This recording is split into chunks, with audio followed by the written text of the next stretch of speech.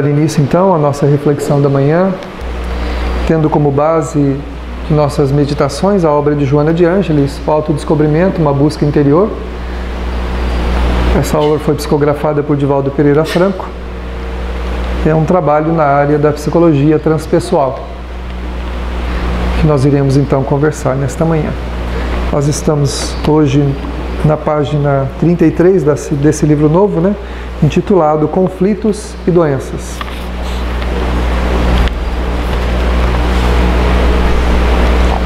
Bom, conflitos, né? Quem não os tem?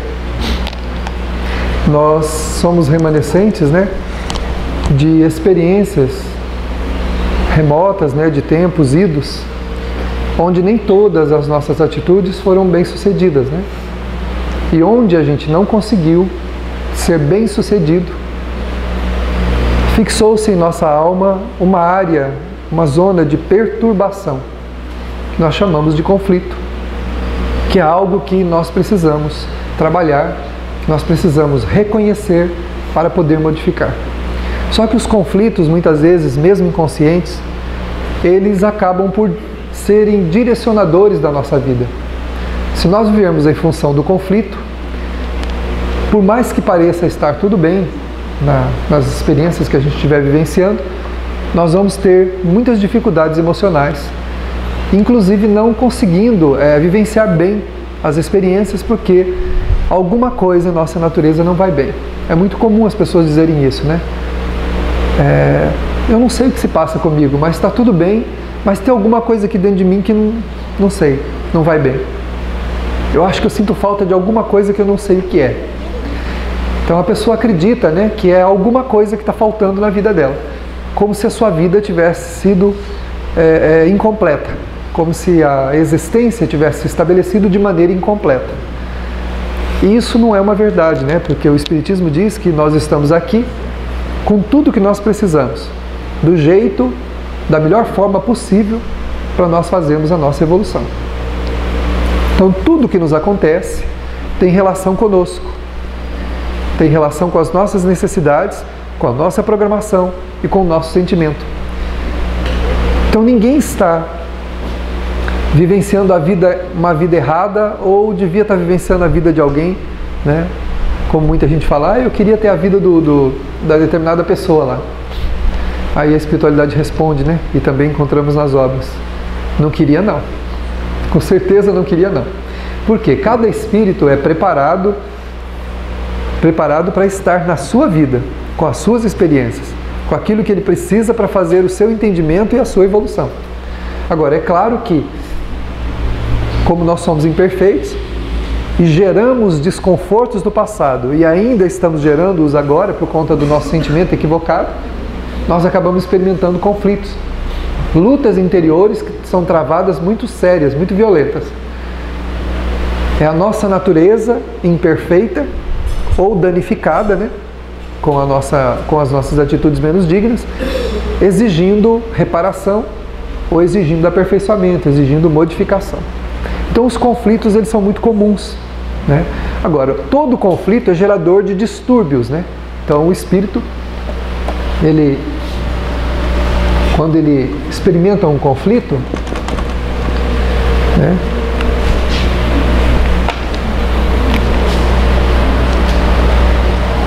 esse conflito ele se expressa na área mental, através de pensamentos repetitivos, pensamentos negativos, pensamentos de depreciação em relação à própria vida, à vida dos outros, né? Emitindo ondas constantes na direção da sua própria órbita mental. Ou seja, existe um campo circundante de energias na nossa mente que determina que tipo de pensamentos, que tipo de sentimentos a gente vai ter. Então, eu começo a irradiar pensamentos geralmente negativos, né?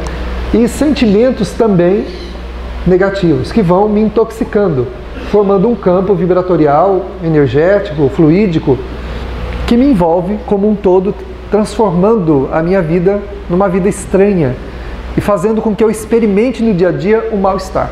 Uma pessoa, por exemplo, que tem um sentimento negativo a respeito de si mesmo, que acha que a vida dele é uma porcaria, que ele é uma porcaria, que nada dá certo, que as coisas não caminham, que para ele está tudo errado, está tudo na contramão. Né? Eu me lembro de uma pessoa que me disse uma vez que ele falou assim, eu estou na minha vida da impressão que está todo mundo indo para lá e eu estou vindo para cá, ou seja, eu estou na contramão, eu estou sempre colidindo com alguém. Se eu vou me relacionar, acabo colidindo com as pessoas não gostam de mim, eu acabo criando mal-estar na minha convivência, de tal forma que eu prefiro ficar sozinho do que estar com as pessoas. Se eu vou trabalhar, as coisas não dão certo, os negócios não andam, as coisas se embolam, estou eu também na contramão, para os outros dá tudo certo, para mim dá tudo errado. E assim vai. Em todas as avaliações que a pessoa faz da própria vida, ela acha que ela está na contramão da vida, da existência. Na verdade, não é que nós estamos na contramão.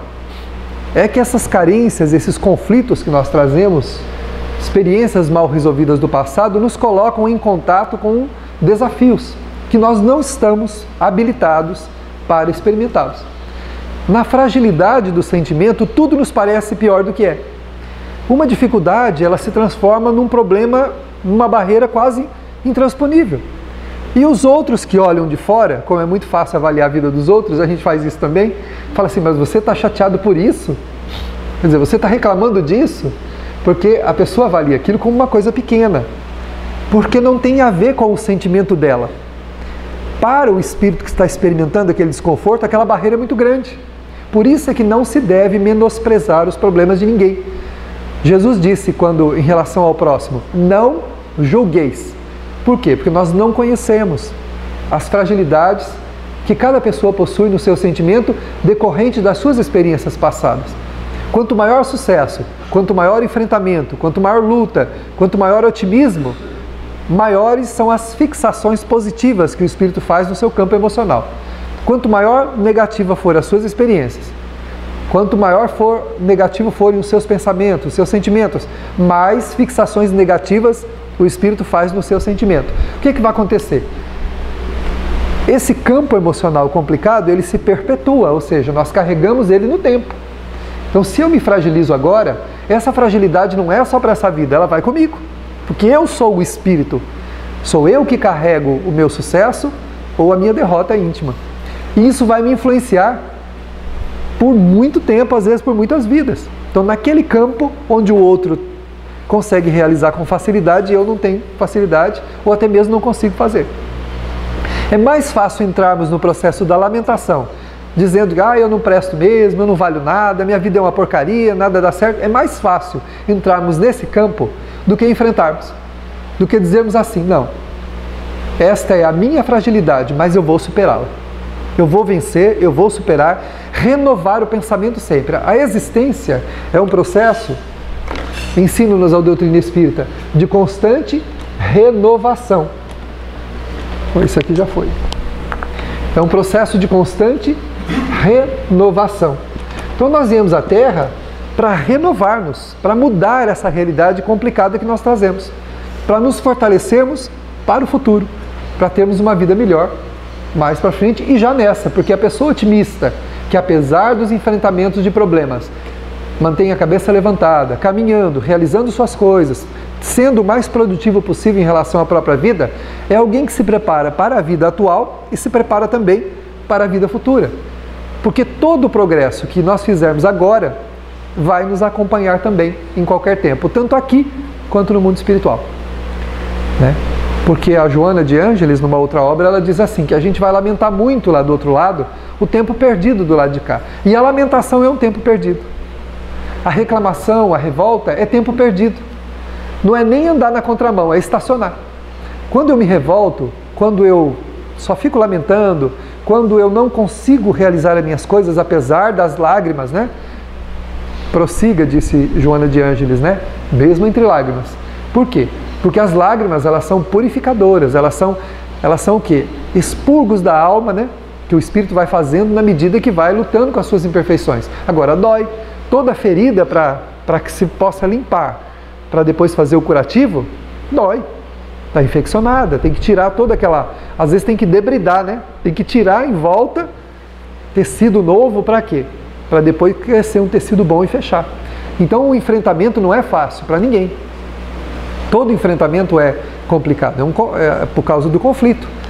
A gente, eu não vou conseguir, agora eu não vou, agora não dá, agora eu não consigo. Aí vem então o fortalecimento da fé, que é quando a gente não aquela fé cega que a gente acha que Deus vai resolver tudo pra gente, como eu já ouvi também, a pessoa dizer assim, tá na mão de Deus, Deus vai prover tudo.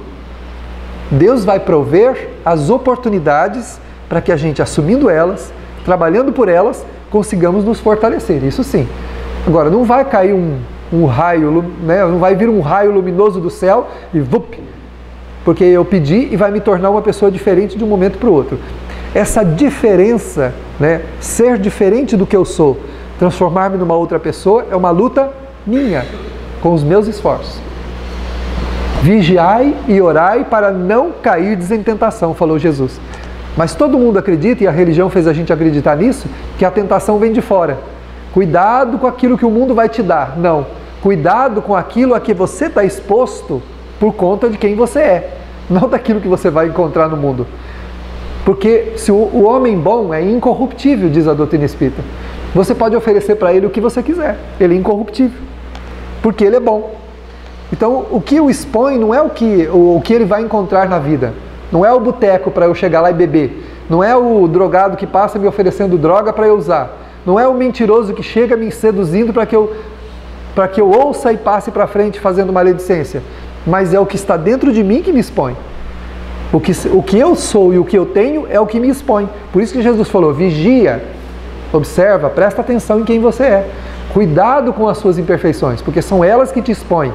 Essa é a tentação. Agora, ora para pedir forças. Aí sim, Senhor, me ajuda. Me dê forças para que eu não ceda aos meus impulsos, aos meus instintos. Que toda vez que eu tiver um pensamento ruim, eu consiga reorientá-lo. Que toda vez que eu tiver um sentimento ruim, eu consiga modificá-lo. Que toda vez que eu tiver uma vontade ruim, que eu consiga resistir. Então essa força, quando a gente ora, a gente consegue. Tudo pode aquele que quer, ou aquele que crê. Se você acredita que pode, né, isso é fé. Não aquela coisa, Deus vai mandar uma luz do céu e vai me iluminar e eu vou mudar. A única luz que vem do céu é a luz do fortalecimento. Deus nos fortalece para os empreendimentos que a gente quer. Enviando pessoas, enviando recursos íntimos, através dos benfeitores que nos ajudam, conselhos da consciência, oportunidades em volta de nós para que a gente, dando vazão a essas oportunidades positivas, cresça. Mas não vai cair nada do céu para mudar a gente como se fosse uma mágica, né? Vamos instalar só porque eu creio, só porque eu tenho fé, vai acontecer. As coisas acontecem de dentro para fora, não é de fora para dentro. Ninguém pode nos dar o que nós precisamos. O que nós mais carecemos nesse mundo, ninguém pode nos dar. Porque o que nós carecemos verdadeiramente não é nada que tem aqui fora. Não é nada que nós nos encontramos. Não é a família, não é a esposa, não é o marido, não são os filhos, não são os bens materiais, não são os nossos títulos. Nada disso é o que, na verdade, nós carecemos. Nós carecemos de quê? De valores íntimos, valores interiores. Esses valores, sim, esses sustentam a nossa paz e a nossa vida. Se nós conseguirmos trabalhar esses valores de maneira a potencializá-los, naturalmente seremos mais fortes, embora frágeis na aparência e na estatura. O Chico era um serzinho lá, visto por muita gente, por muito tempo, né, escrito em obras, em títulos, como uma pessoa insignificante. Alguém que, a qualquer momento, ele mesmo se denominava um cisco, né? E achava que os seus detratores diziam assim, qualquer hora um vento leva esse cisco embora, né? A Madre Teresa também era uma figurinha pequenininha, frágilzinha, mas por dentro era um gigante. Por dentro era um gigante. Jesus foi o maior dos pacificadores e o homem mais pacífico que passou pela terra. Nem a violência da sua própria morte conseguiu apagá-lo desse mundo. Nós estamos com mais de 2000 anos e ele permanece entre nós. Ou seja, então não é o exterior, não é a grandeza física, não é o que a pessoa representa fisicamente, é o que você é como ser humano, é que determina a sua felicidade, o seu caminho, ou a luz ou a treva em que a gente vai viver. Né? Como nós colocamos na última palestra, cada um de nós vê a vida pelas janelas das luzes ou das trevas que possui em si mesmo. Aquele que a vida lhe parece ruim, negativa, é porque ele está enxergando a vida pelas trevas que existem nele mesmo. Aquele cuja vida é luminosa, positiva, apesar dos problemas e dos enfrentamentos, é porque ele está enxergando a vida pelas luzes que possui. Que sejam poucas, não tem importância. Mas quando olhamos a vida pelas luzes que nós temos, pela luz da esperança, da confiança, do otimismo, da vontade de vencer, de ser uma pessoa diferente, de ser melhor, quando nós fazemos isso, a vida nos parece também melhor, embora cheia de percalços e enfrentamentos. Tudo começa então dentro da gente.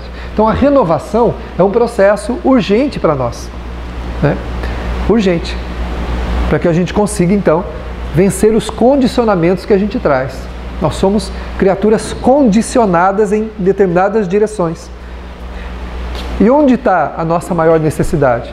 A doutrina espírita diz assim, o Allan Kardec diz assim nas obras, né?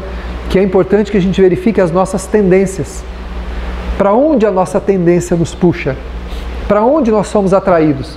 Com muita facilidade e temos muita dificuldade em resistir. Ali está a nossa maior luta dessa encarnação. Pode ser um vício material, pode ser um vício moral, pode ser ambos.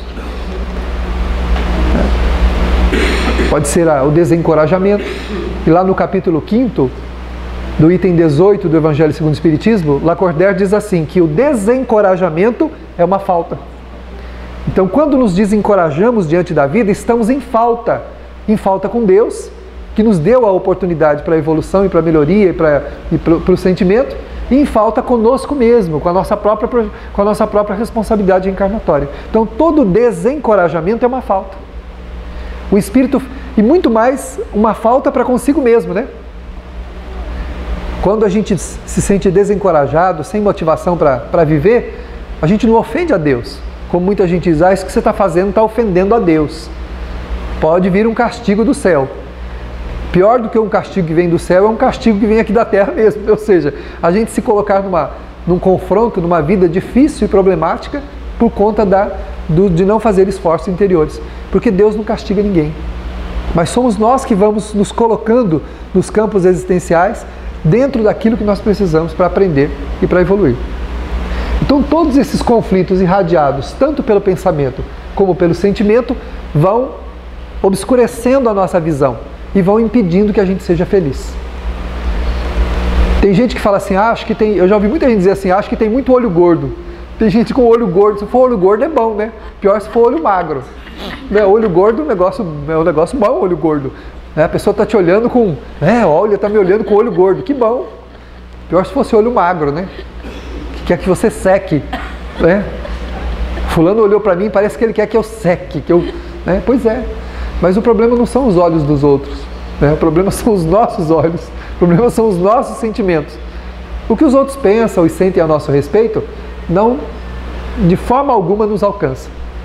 Agora, se alguma vibração nos alcançar de tudo isso, é porque nós estamos em sintonia com ela, é porque nós estamos na mesma frequência, né, emocional vibratória.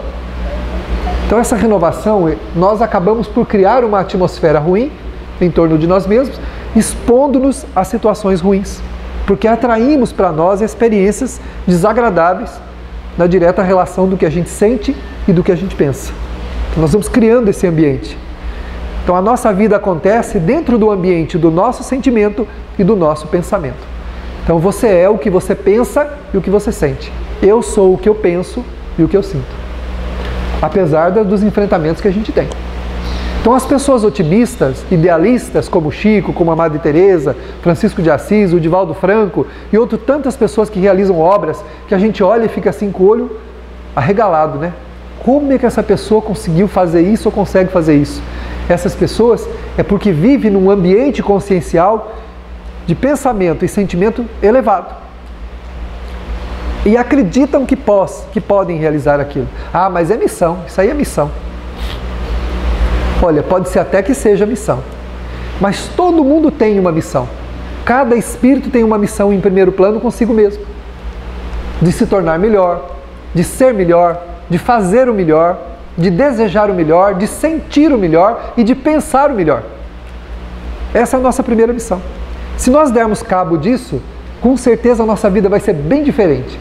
Uma pessoa que pensa bem, que sente bem, que procura fazer as coisas corretamente dentro da moral conhecida do seu sentimento, que se comporta bem na existência, é alguém que já tem uma vida muito diferente de outra pessoa na sua mesma situação, que tem um olhar negativo, pensamento negativo, sentimento negativo. É bem diferente. Então não tem olho gordo, né? Nem olho magro. Tem a atmosfera que nós criamos para nós mesmos, né? Tem um ditado popular que diz assim: para quem ama, o feio bonito lhe parece. Ou seja, a gente olha para a pessoa e fala: nossa, ela está namorando o fulano, mas ele é feio demais. Ou ela é feia demais. A gente fala, não tem isso, né? Ou seja, para aquele que sintoniza com outro tipo de recurso, que não é o recurso exterior, aquilo que é visto só no campo das formas, que se identifica com a alma, com o sentimento do outro, com seus compromissos anteriores adquiridos, está se relacionando com o espírito, com a alma, e não com o corpo. É isso aqui que muitas vezes quem olha de fora não consegue entender. O porquê que os outros fazem o que fazem e conseguem realizar o que realizam. Eu já ouvi gente dizer assim: se eu tivesse a vida daquela pessoa, eu me matava. Deus me livre de ter uma vida daquela. Se eu tivesse uma vida daquela, eu pulava de cima do pontilhão. O primeiro pontilhão na frente do trem, né? Ia sair de uma miséria e entrar na outra, né? Não ia adiantar nada, porque as nossas misérias, elas são transferíveis. A gente não consegue ir para lá e deixar a miséria para cá, né? Eu não tenho como sair de mim para largar o que eu sou e ir embora para lá sendo uma outra coisa. O que eu sou vai para onde eu for, né? A gente comenta muito uma coisa que a Célia gosta muito, né? Que é: a gente tem que aprender a conviver conosco, e nós vamos conviver conosco para a eternidade. Se tem alguém de quem a gente não tem como fugir, é da gente mesmo. Então o bem viver não é para conforto dos outros. O bem viver é para o nosso conforto. É para que cada vez que a gente retorne a esta terra, ao contrário de ser dependente do auxílio dos outros, a gente chega mais autossuficiente e seja auxiliador. Seja alguém que possa colaborar com a vida no empreendimento do amor e da paz, como asseverou Jesus. Agora, do contrário, se nós não nos fortalecemos, nós somos dependentes. Dependentes. E aí nunca vai dar. Quem é dependente do que vem dos outros, nada do que recebe está bom. Não importa o que te façam, se você é dependente afetivamente, emocionalmente dos outros, tudo que você receber sempre vai ser pouco. Eu conheço pessoas que são assim imensamente amadas, que têm uma vida muito assim proveitosa e são depressivos. Ai, não sei, eu tenho um negócio aqui dentro que não me deixa em paz, que não me deixa quieto. Mas o que te falta? Aí a pessoa pensa, não falta nada. Eu tenho um marido ou uma esposa maravilhosa, tenho uma vida financeira boa, tenho um trabalho, tenho uma religião, tenho isso, tenho aquilo. Mas não sei, tem alguma coisa aqui dentro de mim que não está bem. Pois é, o recurso que nos falta não pode ser acrescentado por ninguém. Nada do que vem de fora. Tudo que nós precisarmos para ser feliz vai ter que nascer de dentro de nós. Jesus disse: brilhe a vossa luz. Ele não falou assim: se vocês acreditarem em mim, eu vou dar uma luz para vocês e pronto. Vocês estão salvos, acabou todos os nossos problemas. Se fosse assim, ninguém que acreditasse em Deus nesse mundo, acreditasse nele, teria problemas, teria doenças, teria dificuldades. Ou seja, a superação dos nossos conflitos, ela virá de nós mesmos. Nós temos que crescer para essa superação, né? Então a Joana coloca logo no começo aqui, né? As reencarnações comuns. Que reencarnações comuns? As nossas. Sem destaques missionários. Ou seja, sem missão maior com a humanidade, mas principalmente a missão com a gente mesmo. Essas são as reencarnações comuns. A minha, a de vocês, são reencarnações comuns. Eu não sei se tem algum missionário aqui que, de repente, nós não sabemos, né? Tem um missionário e a gente não está vendo, né? Pode ser aí. Então, normalmente as nossas reencarnações são reencarnações comuns. Porque nós não temos missões maiores, senão a missão de nos instruir, de crescer, de fazer por nós mesmos o que nós precisamos. Nessas reencarnações, ela diz assim: são programadas por automatismo das leis, que levam em conta os diversos fatores que respondem pelas afinidades ou desajustes entre seres. Então essas reencarnações como as nossas, elas vão acontecendo quase que automaticamente. Nós retornamos sempre entre aqueles com quem precisamos nos harmonizar, com quem precisamos continuar o nosso processo afetivo para que um colabore com o crescimento do outro. Então nascemos com afetos, com desafetos, dependendo daquilo que nós fomos criando no caminho. Se eu construir uma inimizade, essa inimizade poderá estar comigo na próxima existência, na condição de meu pai, de minha mãe, de meu filho, de meu irmão, alguém muito próximo de mim, para que eu possa ir fazendo aí, peneirando, né? E peneirando esses microdetritos da relação que nós vamos criando no relacionamento comum que nós vamos tendo com as pessoas. A gente acha que pode falar o que quiser para os outros, que não tem importância, que o nosso jeito de ser, quanta gente diz assim, mas o que eu estou fazendo é problema meu. Só que quando você diz que é problema teu, você esquece que você vive numa família, que você tem uma mãe, que você tem um pai, que você tem uma esposa, que você tem filhos, que você tem irmãos. Você está num círculo onde você é interdependente. Nós estamos afetivamente ligados uns aos outros para fazer um crescimento coletivo, não individual. Embora a evolução seja individual. Mas nós estamos o quê? Envolvidos com aqueles com quem nós convivemos. E as nossas atitudes ferem ou promovem aqueles com quem nós vivemos. E nós temos responsabilidade sobre isso. Porque já vivemos muitas vidas, viemos vivenciando vidas com essas pessoas que a vida colocou para fazer ajustes ou para prosseguir melhorando o nosso sentimento, aprendendo também. Somos colaboradores uns dos outros nesse crescimento. Então, na maioria das vezes, nós reencarnamos entre aqueles com quem já tivemos vidas anteriores. Pelas realizações ético-morais, unidos ou não, de forma a darem cumprimentos aos imperativos responsáveis pela evolução individual ou dos grupos humanos. Em outras circunstâncias, são planejados por técnicos que aproximam nem sempre a ligação afetiva, mas muitas vezes pessoas que precisam limar as arestas, corrigir imperfeições desenvolvidos nos processos de resgates. Muitas vezes nos unimos a pessoas e a lares, a situações onde há resgates dolorosos, difíceis, problemas de relacionamentos graves que a gente vem trazendo complicado de outras datas. A vida coloca junto para a gente poder limar essas arestas, tirando essas pontas que faz com que a gente se fira e também fira os outros.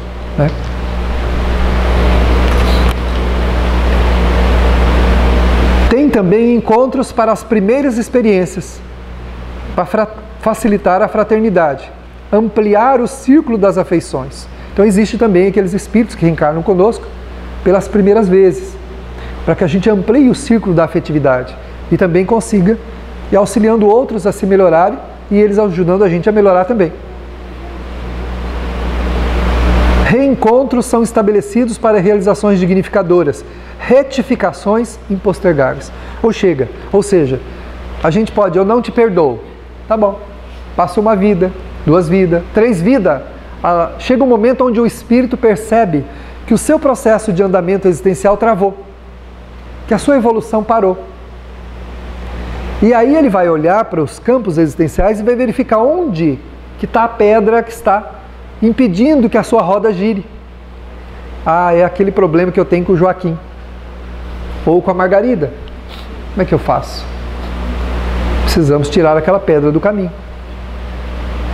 É aí que muitas vezes nós chegamos à conclusão que os espíritos pedem as provas difíceis, aquelas provas de grande renúncia, de grande enfrentamento, sabe?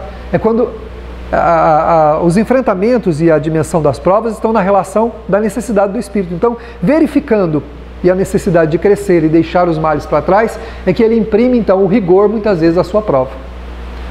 Então a gente vê, só que quando isso acontece, geralmente aquele que assim vem é mais resignado do que os outros que fazem enfrentamentos compulsórios, aqueles que a lei divina impõe para que o espírito vença aquela etapa. E às vezes são processos dolorosos, difíceis, sabe? A pessoa vem e ela enfrenta grandes problemas, e a gente olha para essa pessoa e você fala, nossa, como que essa pessoa enfrenta isso, né? Com tanta tranquilidade. Se fosse eu, entraria em desespero. Essa força, né? O espírito se preparou para aquela prova. Ou seja, não dá mais para transferir. Ele percebe que o seu processo evolutivo travou. Ele não anda mais, não consegue andar mais. Aí então ele pede uma existência onde algumas provas complicadas e mais difíceis possam ajudar ele a tirar a pedrinha que está impedindo a roda de girar. Ou seja, ele não está prosseguindo, ele não consegue mais prosseguir. Ele travou. E não é Deus que impõe isso. As reencarnações compulsórias só são dadas aos espíritos que não podem escolher. Aqueles que não têm discernimento para entender que aquela prova é a melhor para ele. Você vai dar um remédio para o seu filho, se é até mesmo por via oral, se é um remédio amargo, ruim, ele não quer, né? Às vezes a gente vê lá o trabalho que dá para dar o remedinho para o Levi, tem que botar numa seringuinha, segurar 8, pega ele, põe na boquinha, aperta, e ele engole, jogando o remédio para todo lado. Ou seja, ele não quer. Ele não quer. Mas é compulsório, ou seja, você vai tomar o remédio. Você tem que sarar, moleque. Então abre a boca aí, não quer, não esperneia, segura aqui. Eu nunca vi um negocinho desse tamanho assim, tem tanta força daquele jeito. Esconde a mãozinha, você pega uma, escapa a outra, pega o pé, escapa a mão, e vai até que você põe a seringuinha assim com a boquinha travada. E crau. Aí segura um pouquinho fechado, tampa o nariz. Aí a vida segura a boca da gente fechada e tampa o nariz. Quer dizer, tem jeito, tem que engolir. Vai fazer o quê? Não tem alternativa, né? Ou engole ou engole. Ou seja, é um remédio amargo que a vida nos dá compulsoriamente quando a gente, por si só, não tem condição de escolher. Mas isso não é comum. Isso é raro. Na maioria das vezes, o espírito mesmo pede aquele enfrentamento. Né? Pessoas às vezes difíceis do lado, com problemas comportamentais graves. E a pessoa passa uma vida inteira de renúncia, sabe? Com pouco, recebendo migalhas afetivas e tendo que dar um rio de afetividade. Quantas vezes? E a gente acha que a pessoa está sofrendo. Não, ela não está sofrendo. Porque você percebe que são pessoas resignadas. O espírito inconscientemente sabe que aquela doação é profícua, que ele precisa daquela doação ou para retificar-se com aquela pessoa, ou para auxiliar ela a caminhar, já que a sua felicidade também depende da felicidade daquela pessoa. Ninguém pode, no livro Amor, Imbatível Amor, a Joana de Anjos fala assim, que ninguém pode permanecer evoluindo feliz deixando os outros para trás. Geralmente a gente quer trazer os que estão na retaguarda. Aqueles que não conseguiram caminhar, que estão ficando para trás, o desejo da gente é trazê-los junto. E às vezes, para poder trazer isso, o Espírito pede, faz uma grande renúncia, que a gente interpreta como um grande sofrimento. A mãe de André Luiz, para reencarnar, ela diz, o André Luiz fala, mãe, mas a senhora não precisa ir. Ela fala, mas é a única maneira, meu filho, de eu ajudar seu pai. Porque o pai, ele vivia lá no umbral, nas regiões umbralinas, com as amantes dele. Elas assediavam ele, eram vampiras em torno dele. E a mãe, ela foi lá durante muitos anos tentando sensibilizá-lo, ela não conseguiu. Aí ela diz, o que ela fez? Ela renunciou o bem-estar onde ela estava para renascer com o marido e receber as amantes como suas filhas. Olha a prova de um espírito desse. O que ela fez? Ela renunciou, quer dizer, ela vai nascer, vai casar-se com ele novamente e vai ter como filhas as amantes. Está lá no livro Nosso Lar. Olha a renúncia desse espírito. Provavelmente vai ser uma mãe o quê? Resignada, que vai ter 3 filhas complicadas. O que a gente deduz que essa reencarnação vai ser? Elas vão adorar o pai. Mas vão olhar para a mãe, né? Sei não. Vão ser tudo amiguinha do pai, né? O pai pode falar qualquer coisa, a mãe, se abrir a boca, é assim que vai ser. E aí você olha uma vida dessa e fala, meu Deus, como é que pode?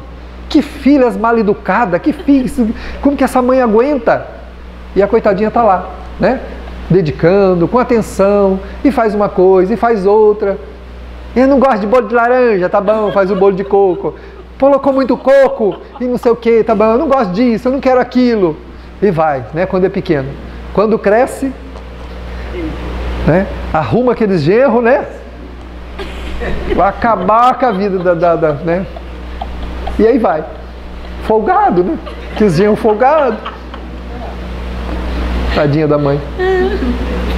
E vai pra frente. É assim que acontece. É por aí o negócio. Então muitas vezes a gente olha para a prova dos outros e fala, como que aquela pessoa aguenta? Porque o espírito está fazendo uma grande renúncia, muitas vezes, para conseguir vencer e auxiliar os outros. E às vezes a renúncia é em relação às facilidades da própria vida em benefício de si mesmo. Né? Então esses são os enfrentamentos. Porque se torna o quê? Impostergável, não dá para adiar mais. O próprio Espírito chega ao ponto que ele fala assim, como é que eu vou ser feliz agora? Não tem mais como ser feliz. Todas as possibilidades que eu podia encontrar de me evadir da situação já acabaram, não tem mais jeito. Para lá eu já fui, para lá eu já fui, para lá eu já fui, para lá eu já fui, para lá eu já fui. E agora? Só sobrou esse caminho aqui, ó. Mas esse caminho aí está o José. Pois é. É esse caminho, meu filho, que você tem que ir. Aí é quando então a gente pede a Deus, fala, Senhor, me dá a oportunidade então de encontrar o José. Né? E vai por ali. Agora, quando o Espírito não tem condição de escolher, o Criador então coloca o Manuel junto com o José. Aí os dois vão tentar resolver a problemática, meio nas espinhadas, mas vai. Então é assim que a lei divina faz, né? Por isso são comuns os choques domésticos, os conflitos de ideais, de interesse, as preferências, os repúdios, os entendimentos e as reações familiares. Então olha só, por isso são comuns os choques domésticos. Por quê? Porque se reúnem no mesmo lar, sob o mesmo teto, espíritos muitas vezes altamente endividados uns com os outros. Cheio de ressentimentos, de mágoas, de dores para serem superadas. É aí que a gente vê os dois lados, né? Vê grandes renúncias ou grandes enfrentamentos, onde acabam muitas vezes até em crimes passionais, né? Crimes de pais contra filhos, filhos contra pais, porque o espírito não conseguiu superar a dificuldade afetiva e emocional com o outro. E transferiu agora para o futuro complicado toda a sua situação. Isso é difícil, hein? Difícil? Nossa, difícil. Misericórdia divina. É complicado, né? Complicado. Então, quando a gente vê aqueles dramas familiares, que a gente vê aqueles enfrentamentos, a gente precisa ter muito cuidado em fazer observações. Porque nós também temos as nossas pendências do ontem. E se não estamos enfrentando agora, poderíamos ter que enfrentar amanhã. Poderíamos ter que trazer nos palcos da vida aqueles desafetos que a gente construiu, aqueles corações que a gente magoou, ou aqueles que a gente precisa perdoar, que nos magoaram, que nos feriram, que a gente disse assim, não te perdoo. O Evangelho segundo o Espiritismo diz que quando a gente não perdoa, a gente transfere as funestas consequências da falta do perdão para as encarnações futuras. Então, não perdoar alguém agora é transferir para o futuro as consequências dolorosas e ruins, tudo aquilo que é pernicioso em torno daquela relação complicada fica transferida para o futuro. Como é que a gente quer ser feliz desse jeito? Só tem um jeito de ser feliz. Jesus só deu uma receita: amai-vos uns aos outros. Não tem outro jeito de ser feliz.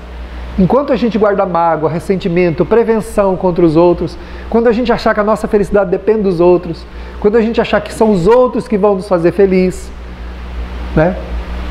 Nós não vamos conseguir a tão sonhada felicidade. Porque a felicidade, ela é um estado de alma, um estado de espírito. Só pode ser feliz aquele que está em paz. Aquele que está em paz com a sua consciência. Esse é feliz. Não adianta, a gente pode ter tudo, mas se nós tivermos com alguma pendência emocional, tudo fica ruim. Eu já comentei isso, é uma figuração exterior que a gente sempre usa, né? Podem colocar para você um banquete com tudo aquilo de melhor que possa existir que você gostaria de comer. Se o teu estômago estiver ruim, se você tiver com uma bela dor de estômago, né? Com o estômago todo embrulhado, aquele mal-estar, uma virose estomacal, aquela coisa, botando líquido até pelo olho.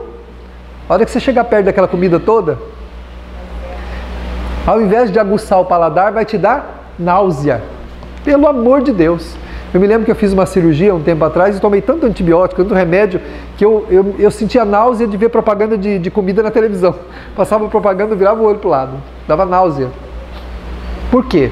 Porque tem alguma coisa aqui que não vai bem. Com a alma da gente é a mesma coisa. Se nós estamos com uma virose na alma, né? Uma virose espiritual, ou seja, com a alma toda estrambelhada, nada do que nos esteja acontecendo vai ser bom. Vai ser tudo muito ruim. Vai ser tudo muito complicado. Né?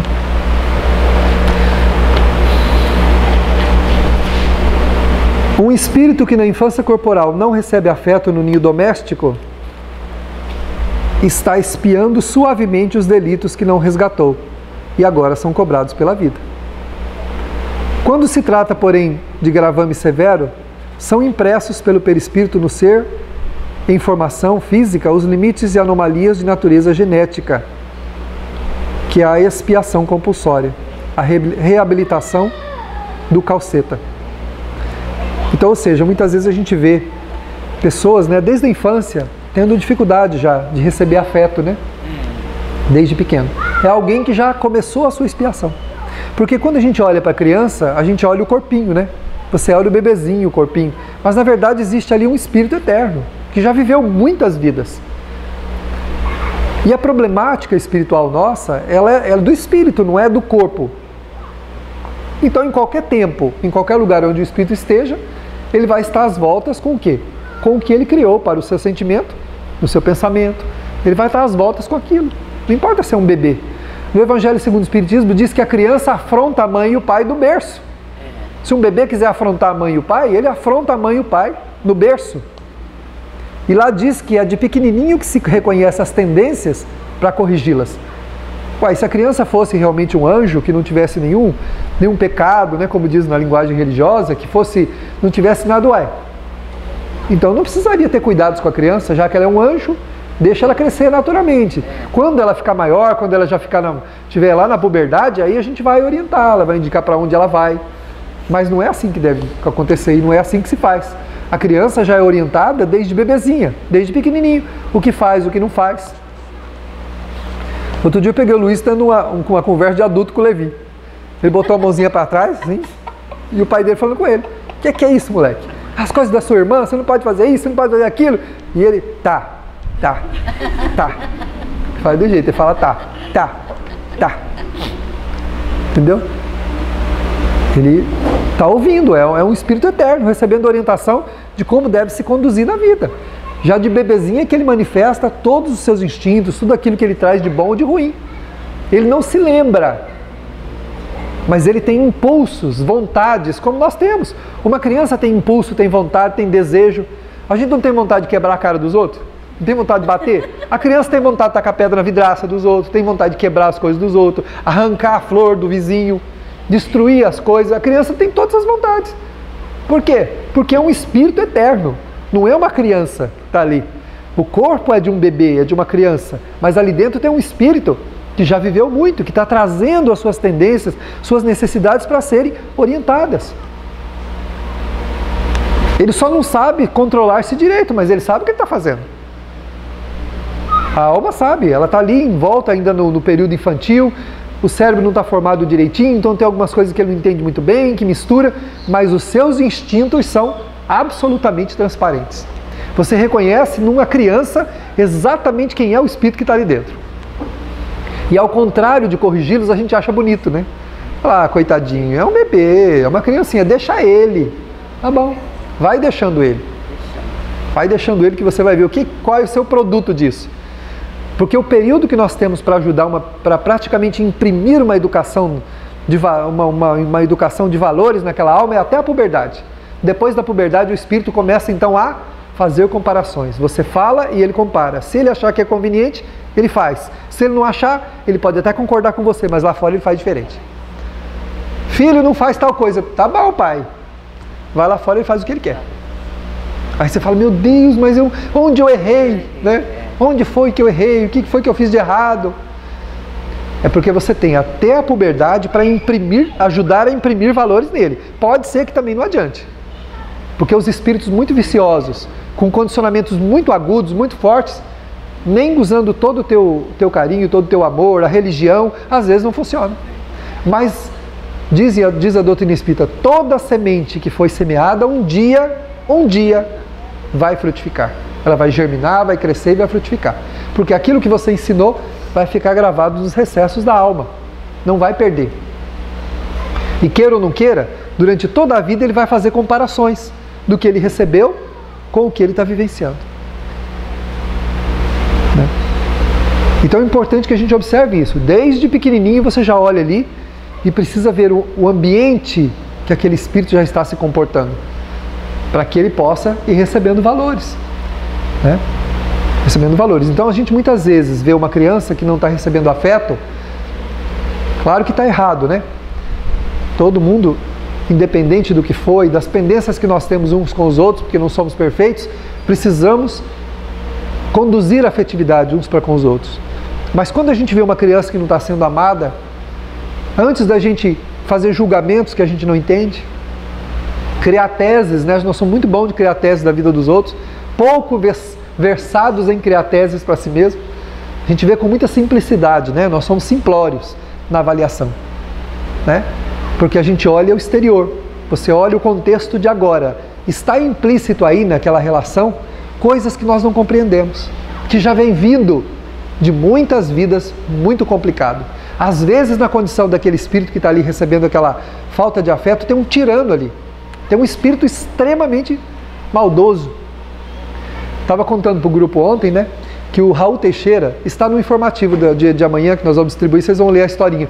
O Raul Teixeira, ele estava indo para um congresso lá, em algum lugar lá, e o pessoal foi levar ele para comer, no restaurante.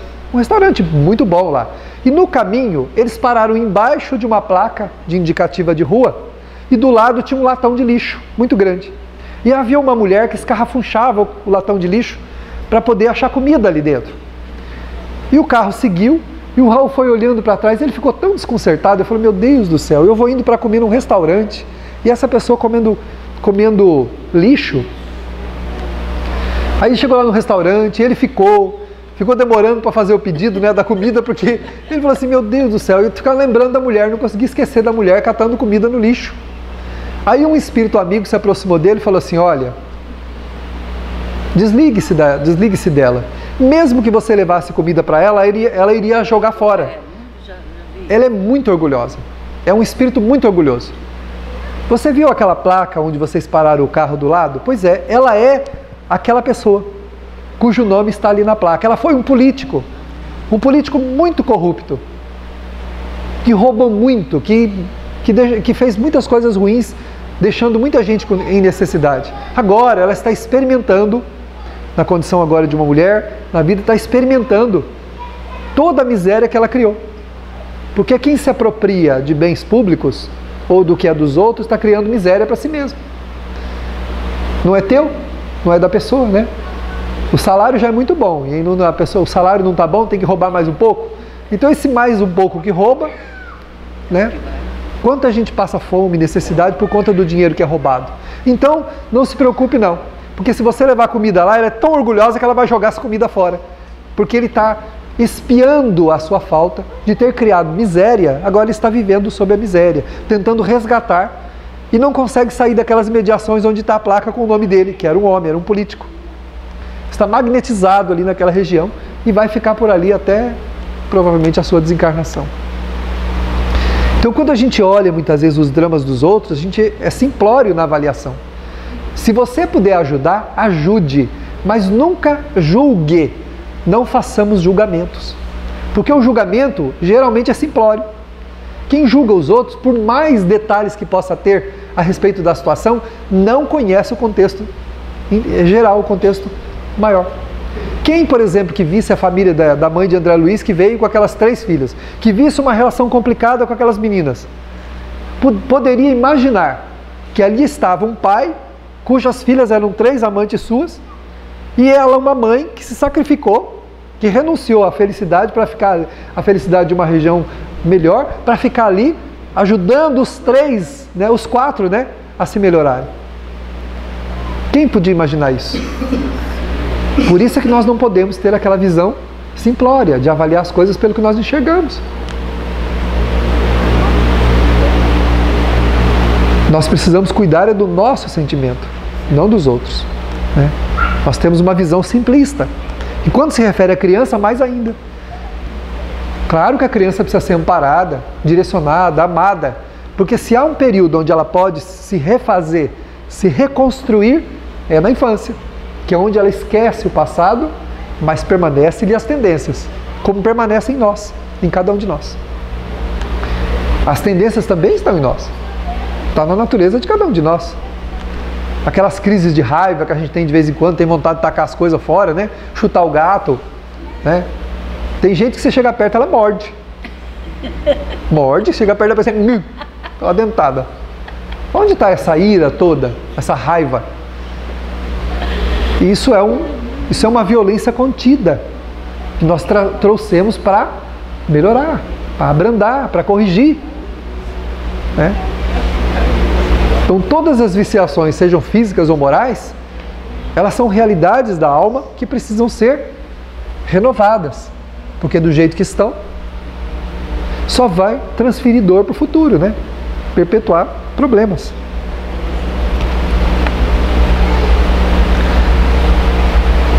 Assim sendo, adquirir consciência no seu sentido profundo é despertar para o equacionamento das próprias incógnitas, com a consequente compreender das responsabilidades que a si mesmo dizem respeito. Então, para adquirir consciência, é preciso compreender as responsabilidades que nos dizem respeito. Será que nós compreendemos a vida que nós temos? Para adquirir consciência da vida, é preciso compreender as necessidades. Entender que nada que nos acontece é por acaso. Que tudo está encadeado de maneira justa e perfeita para o nosso benefício. Embora naquele momento a gente não compreendamos. Então o afeto que porventura agora a gente não está recebendo é o afeto mal baratado do passado. A incompreensão, a ingratidão que a gente está recebendo agora pode ser a correção dos palcos da ingratidão do ontem. Quando muito fizeram por nós e nós nunca reconhecemos.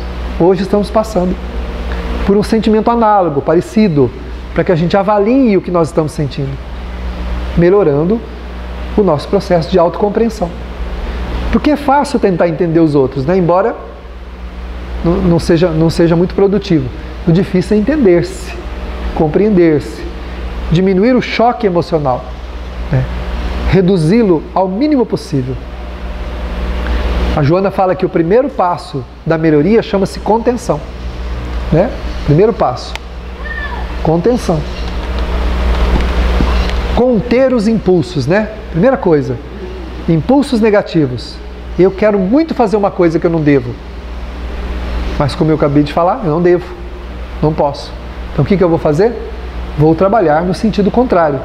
Porque a resistência, a privação, o mal-estar que resistir àquilo que eu quero fazer me traz hoje, vai ser a minha paz de amanhã. Vai ser a minha felicidade depois.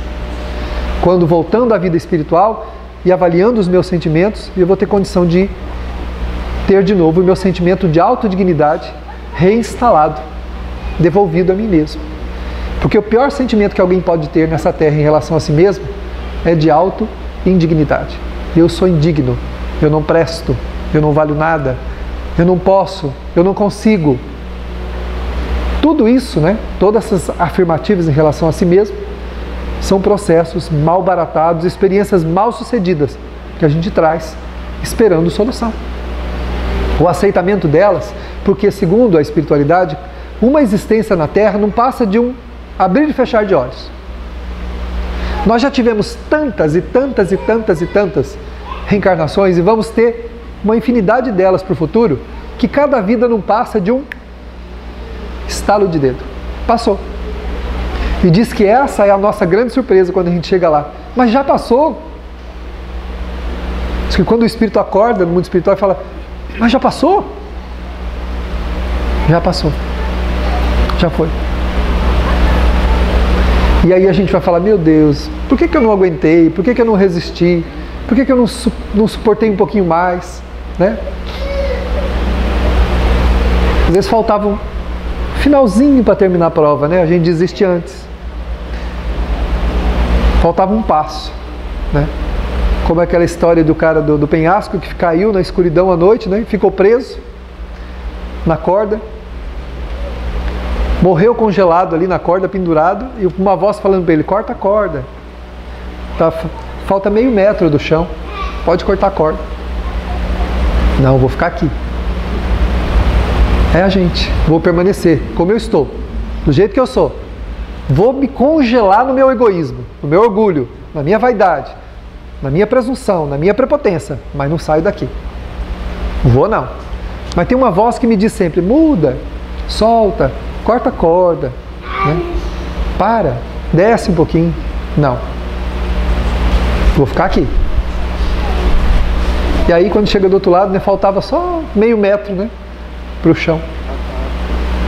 Na escuridão dos nossos problemas e das nossas faltas de valores, nós não conseguimos enxergar o piso firme, o chão firme do término das nossas provas.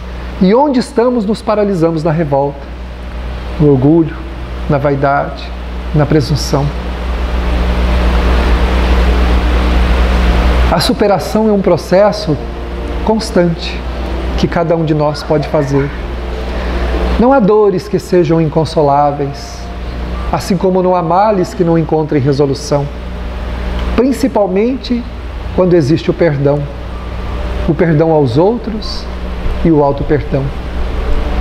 Perdoar-se não é estabelecer uma relação de autocondescendência, onde nos acreditamos imunes a qualquer enfrentamento ou cobrança da vida.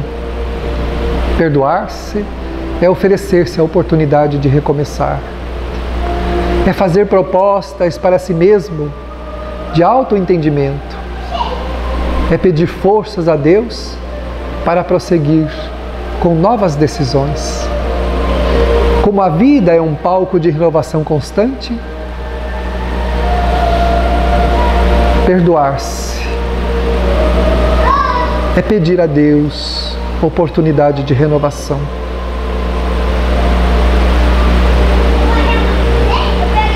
Os tempos existenciais nos aguardam, decidindo, escolhendo, caminhando. É necessário que avaliemos o nosso coração,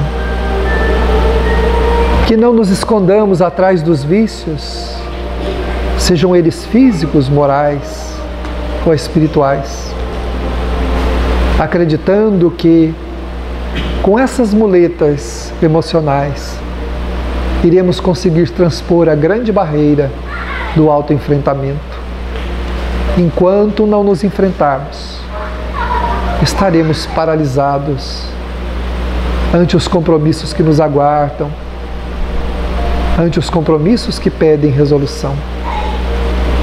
Deus é bom e em sua bondade oferece-nos a vida como uma grande oportunidade para aprendermos a amar, consequentemente desenvolvermos o alto amor. Os anjos de Deus, aqueles que ganharam as asas da angelitude, o fizeram. De tanto amar os outros, aprenderam a amar a si mesmos. E aquele que é repleto de alto amor, torna-se um construtor, auxiliando Deus na harmonização da vida em toda parte.